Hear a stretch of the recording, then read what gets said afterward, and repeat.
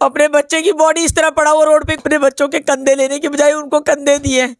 एक बार देखने के बाद ही टूट गई। 13 चलान ओवर स्पीडिंग के और रैश ड्राइविंग के उसके। तो पुलिस क्या वेट कर रही थी कि किसी की हत्या होगी तब इसके नाम पे गाड़ी है वो अरेस्ट होगा। मैंने देखा कि स्कॉर्पियो बाइक को उड़ाती हुई आ रही है। R15 के 2 टुकड़े हुए हैं। शीतल छाया डायग्नोस्टिक पालम का सबसे बेहतर और एकमात्र ऐसा संस्थान जो उपलब्ध कराता है सुविधा। आपके घर पे एक्सरे, ECG और सभी ब्लड टेस्ट आज ही संपर्क करें।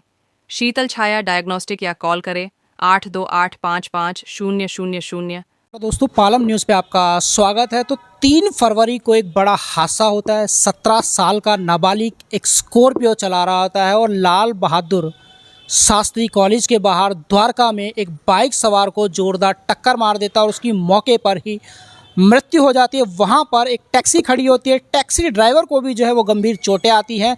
इंदिरा गांधी अस्पताल में उसका इलाज कराया जाता है। तो अभी मैं जिस साहिल नाम के जो 23 वर्ष का था, जिसकी इस हादसे में मृत्यु हुई है, उसके घर के बाहर मौजूद हो और उनकी माताजी लगातार इंसाफ की गुहार लगा रही हैं, इंसाफ की अपील कर रही है। तो उनकी माताजी से बात करते कि क्या कहते हैं सारे मामले को लेकर और क्या चाहती हैं वो प्रशासन से, पुलिस से, किस तरह के इंसाफ की जो है वो मांग कर रही हैं। और उनके जो दोस्त हैं साहिल के, उनसे भी हम बात करेंगे कि वो इस सारे घटना को, इस सारे हादसे को लेकर क्या कहते हैं। इससे पहले कि हम परिवार से और जो माताजी हैं उनसे बात करें, आपको उस बाइक की स्थिति मैं दिखा देता हूं जिस पर साहिल सवार था और जिसे स्कॉर्पियो सवार नाबालिग चला रहा था। इससे पहले कि मैं साहिल की माताजी से बात करूं, उससे पहले आपको साहिल की वो बाइक दिखा देता हूं जो दो टुकड़ों में टूट चुकी है। साइलेंसर कहीं पर पड़ा है। ये जो बाइक है वो सेक्टर 9 द्वारका के थाने में आपको जो है वो देखने को मिलेगी। वो स्कॉर्पियो भी मैं आपको दिखाऊंगा, वो टैक्सी भी मैं आपको दिखाऊंगा जो पूरी तरह से पिचक गई है और कैसे उसका जो ड्राइवर है वो बचा। तो ये स्कॉर्पियो आप देखिए, यही वो स्कॉर्पियो है, या मैं कहूँ कि यही वो खूनी स्कॉर्पियो है जिसने 23 साल के एक युवक की जान ले ली। इस स्कॉर्पियो को एक नाबालिग चला रहा था। हालत मैं आपको दिखा देता हूँ, आगे से हालत आपको दिखाता हूँ कि कैसी जो स्थिति है वो देखिए। आगे का जो टायर है वो आपको पूरी तरह से गायब मिलेगा। आगे का जो बोनट है वो पूरी तरह से, ये देखिए कितना पूरी तरह से क्षतिग्रस्त है। बोनट अंदर धंस गया है। बम्पर की हालत आप देख सकते हैं, शीशा टूटा हुआ आपको नजर आएगा। तो ये जोरदार टक्कर जो है वो बाइक को ये गाड़ी मार देती है। बाइक के 2 टुकड़े हो जाते हैं। आप इसी बात से अनुमान लगा सकते हैं कि कितना भयानक ये हादसा रहा होगा। ये इसका प्रमाण है। ये तस्वीरें आप देख सकते हैं। ये वही स्कॉर्पियो है, ये वही खूनी स्कॉर्पियो है जिसने एक युवक की जान ले ली। ये वो टैक्सी है जिस टैक्सी के अंदर जो ड्राइवर है बताया जा रहा है कि खाना खा रहा था और एकदम से बाइक को टक्कर मारकर वो टैक्सी की तरफ जो है वो उसे टक्कर मारता है और रियर मिरर में वो देख रहा था। ये देखिए टैक्सी की हालत आप देख लीजिए। ये देखिए टैक्सी ड्राइवर को भी बहुत गंभीर चोटें आई हैं। उनको भी इंदिरा गांधी अस्पताल के अंदर भर्ती कराया गया था और स्थिति जो है वो उनकी ठीक नहीं है। तो ये टैक्सी की हालत से भी आप अंदाज़ा लगा सकते हैं कि उस व्यक्ति के साथ क्या हुआ होगा जो इस टैक्सी का ड्राइवर था। ये आप देख सकते हैं बेहद ही बुरी हालत में, बेहद ही बुरी कंडीशन में ये टैक्सी आपको यहाँ पर इस थाने में खड़ी हुई नज़र आएगी। ये देख सकते हैं तस्वीरों में। द्वारका में एक नाबालिग 17 साल का एक स्कॉर्पियो चला रहा होता है और उसकी बहन उसके अंदर बैठकर रील बना रही होती है और वो एक बाइक सवार युवक को जो है वो टक्कर मार देते हैं। मौके पर ही उसकी मृत्यु हो जाती है। तो मेरे साथ माताजी हैं। सोशल मीडिया के ज़रिए इन्होंने अपनी आवाज़ जो है वो उठाई है। 3 फरवरी का ये हादसा है। तो उनसे बात करते। साहिल ऑफिस से घर लौट रहा था या फिर जा रहा था ऑफिस? सर सुबह का टाइम था, वो ऑफिस जा रहा था और ऑफिस से 200-250 मीटर की दूरी पे ही था। 2 ही मिनट का डिस्टेंस है वहाँ से जहाँ पे ये एक्सीडेंट हुआ है। वहाँ से मेरे ऑफिस का डिस्टेंस 2 ही मिनट का है। ऑफिस जा रहा था वो। बताया जा रहा है कि नाबालिग जो है वो गाड़ी चला रहा था, बहन रील बना रही थी और अपोजिट साइड से भी आ रहे थे। तो पिता कह रहे हैं कि नादानी में बच्चे जो हैं वो गाड़ी लेकर निकल गए। इसे हादसा मानते हैं या हत्या मानते हैं? ये पब्लिक डिसाइड करेगी। अब ये नादानी है। अगर आपको इतनी बड़ी घटना को भी नादानी बोल के आप टाल सकते हैं, फिर नादानी किसको बोलेंगे? ये तो पब्लिक डिसाइड करेगी। सभी माँ बाप हैं, सबके बच्चे, अगर अपने बच्चे को कोई 50 फुट ऊपर उड़ता हुआ देख सकता है तो वो मेरे सामने आए। अपने बच्चे की बॉडी इस तरह पड़ा हुआ रोड पे कोई देख सकता है तो मेरे सामने आए। उस बाप से बोलो, तू अपने बच्चे की बॉडी देख सकता है ऐसे? फिर नादानी बोलेगा? अगर तेरे बच्चे के साथ ऐसा कुछ हो जाए तो तुम भी नादानी बोलोगे उसको? ये मैं नहीं डिसाइड करूँगी, ये पब्लिक डिसाइड करेगी। ये सिस्टम को डिसाइड करना होगा। मैं अपने बच्चे के इतने गंदे फोटोज़ और वीडियोस बार बार लोगों को शेयर कर रही हूँ, जो नज़ारा मैं एक बार देखने के बाद ही टूट गई, वो मुझे रोज़ देखना पड़ रहा है बार बार। और उसका बाप कह रहा है नादानी।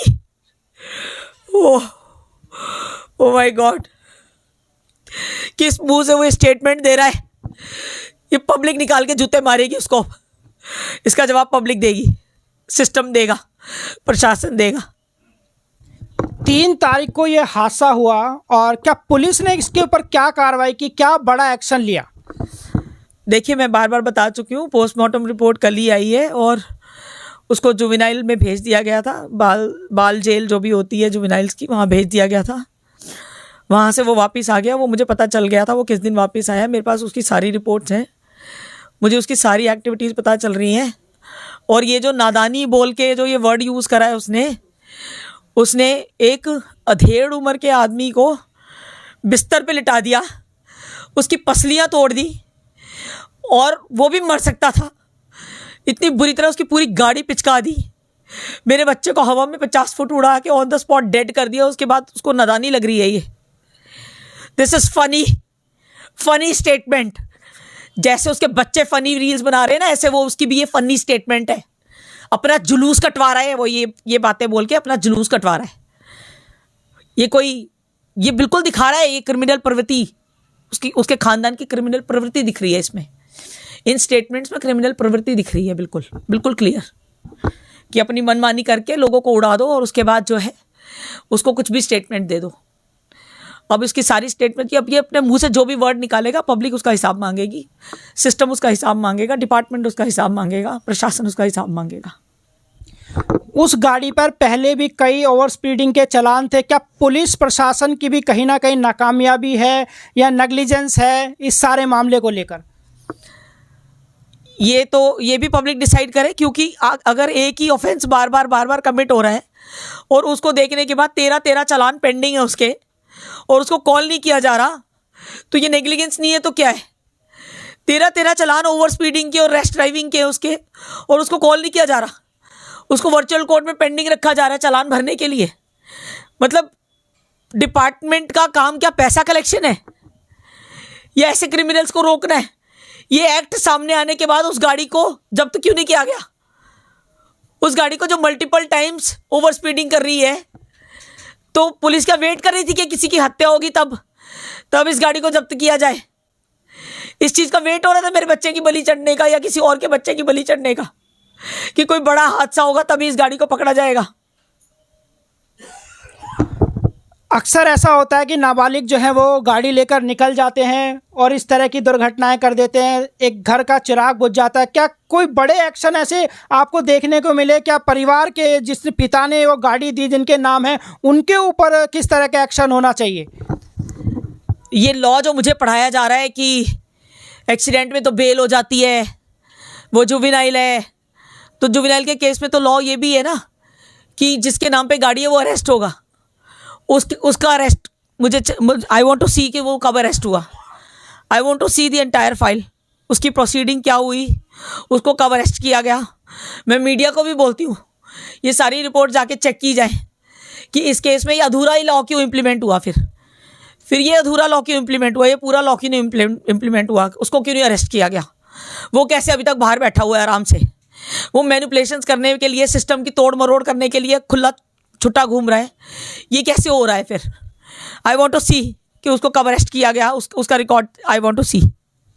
किस तरह के इंसाफ की और सज़ा की जो मांग है वो अब आप करते हैं इसके लिए?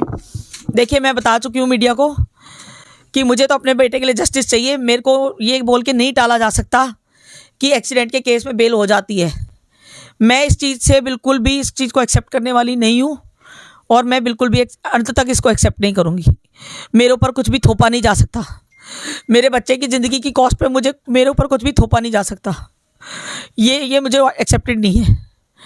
और अब तो पब्लिक बताएगी कि इसके ऊपर क्या होना चाहिए। अब लोग बताएंगे, अब वो माँ बाप बताएंगे जिन्होंने अपने बच्चे खोए हैं, जिन्होंने बुढ़ापे में अपने बच्चों के कंधे लेने की बजाय उनको कंधे दिए। अब वो बताएंगे, इनको। Thank you please. तो देखिए, इस समय मेरे साथ साहिल के दोस्त है जिनकी द्वारका में एक स्कॉर्पियो सवार जो है कहूँगा कि टक्कर मार देता और उसके बाद उसकी मृत्यु हो जाती है। कब आपको इस हादसे के बारे में पता चला? एक्चुअली ये हादसा 3 फ़रवरी का है, 11:30-12 बजे का। लेकिन मैं उस टाइम पे ऑफिस में था, तो मुझे इसकी जो इन्फॉर्मेशन मिलती है वो मिलती है 5:30 के आसपास। तो मैं 5:30 बजे रश करता हूँ सीन पे और मैं वहाँ जाके देखता हूँ कि उसके सारे दोस्त खड़े हुए हैं। हालांकि वहाँ पे उस टाइम क्राइम सीन से रिलेटेड कोई चीज़ नहीं थी क्योंकि पुलिस वाले सीज़ कर चुके थे। तो जितना मैंने देखा वो चीज़ मैं आपको बताता हूँ कि रोड की जो कंक्रीट थी वो तक उखड़ी पड़ी थी। बेसिकली जो इम्पैक्ट था वो इतना स्ट्रॉन्ग था, ठीक है। उससे आप अंदाज़ा लगा सकते हो कि स्कॉर्पियो की स्पीड कितनी थी। R15 के 2 टुकड़े हुए हैं, आगे जाके वो कैब में लगी है और कैब ड्राइवर को सीरियस इंजरीज हुई हैं। जो कैब ड्राइवर ने बयान दिया है वो ये दिया है कि मैं रियर व्यू में देख रहा था, मैं खाना खा रहा था और मैंने देखा कि स्कॉर्पियो बाइक को उड़ाती हुई आ रही है और वो मेरी गाड़ी में ऐसी लगी है कि मेरा जो CNG वाला टैंक है वो मेरे साथ वाली सीट पर आके रुका है। इतनी ज़ोरदार टक्कर थी। और उसके बाद वो इंदिरा गांधी हॉस्पिटल में एडमिट हुआ है और साहिल का तो आप देख ही रहे हैं। कैसे देखते हैं इस हादसे को? किस तरह के सज़ा की आप मांग कर रहे हैं? बताया जा रहा है कि जो लड़का है जो गाड़ी चला रहा था उसकी उम्र जो है महज 17 साल है और उसको जमानत भी मिल चुकी है। तो क्या लगता है कि बड़ी सज़ा जो है वो उसको होगी? इन सब केसेस में ना मीडिया अटेंशन की बहुत ज़रूरत होती है क्योंकि जो उसके पास डीप पॉकेट्स हैं वो हमारे पास नहीं है। और यही रीज़न था कि हमने मम्मी को थोड़ा मोटिवेट किया था कि आप एक वीडियो बनाओ और सोशल मीडिया पे डालो ताकि इसको अटेंशन मिले चीज़ को, क्योंकि जितना ज़्यादा प्रेशर सिस्टम पे बनेगा उतना ज़्यादा सिस्टम हमारे लिए काम करेगा, ठीक है। और इसलिए भी नहीं कि हमारे लिए काम करे, पर इन्वेस्टिगेशन प्रॉपरली हो उस चीज़ की। तो उस वजह से हमने ये चीज़ें करी हैं। और एक सोशल मीडिया कैंपेन भी चलाया आपने? हाँ जी, हाँ जी, हाँ जी, हाँ जी। क्या असर उसका हुआ? हाँ, असर तो बिल्कुल हुआ है। आज आप जैसे देख सकते हो इतने सारे न्यूज़ चैनल वाले थे, ठीक है। और कहीं ना कहीं आई होप कि इस वजह से उसको जस्टिस भी मिल जाए, ठीक है। That's all I hope. एक सेकंड में 23 साल के साहिल की जो है वो एक स्कॉर्पियो नाबालिग जो चला रहा होता है उड़ा देता है और उनकी मृत्यु ऑन द स्पॉट जो है वो हो जाती है। पोस्टमार्टम की जो रिपोर्ट है वो भी आ चुकी है जैसा कि माताजी ने बताया। तो लगातार जो है वो इंसाफ के लिए वो खड़ी है और इंसाफ की मांग जो है वो सरकार से लगा रही है। राकेश वर्मा, पालम न्यूज़।